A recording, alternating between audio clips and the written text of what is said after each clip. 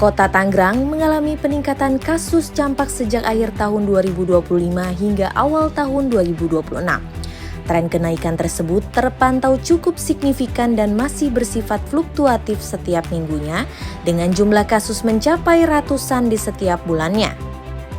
Ya, seperti halnya di kabupaten kota lain ya, untuk kasus campak di Kota Tangerang ini memang trennya dari akhir tahun 2025 ini naik ya, cukup signifikan. Dan masih berlangsung di awal tahun 2026 ini, jadi masih fluktuatif ya. Setiap minggunya itu kurang lebih 200-300 kasus per minggu.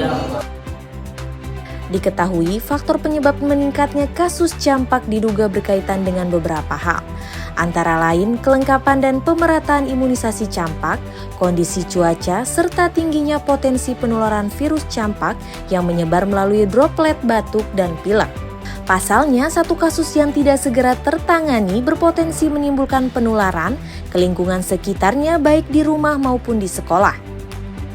Ya, ini kan berarti yang pertama mungkin kita juga harus lihat di urusan apakah kondisi vaksin ya atau imunisasi campak ini di Kota Tangerang lengkap atau tidak. Kemudian merata atau tidak ya. Dan juga kaitan dengan cuaca, kemudian penularan ini kan lewat virus ya, jadi kalau misalnya ada satu kasus atau beberapa ini harus segera dicari tahu ya, makanya kita kan ada sistem kewaspadaan respon ini ya cepat di Kota Tangerang. Pemerintah Kota Tangerang mengimbau masyarakat untuk meningkatkan kewaspadaan serta melakukan isolasi mandiri apabila terdapat anggota keluarga yang terindikasi campak.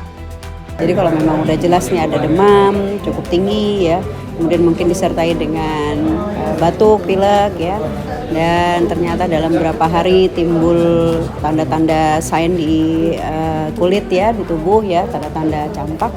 Nah ini yang harus segera diisolasi, maksudnya jangan sampai nanti dia sekolah ya, terus kemudian dia harus tetap di rumah, dan di rumah juga harus dijaga kaitan dengan penularan, karena bisa menular itu tidak hanya lewat sentuhan tetapi juga lewat droplet dari batuk atau pileknya.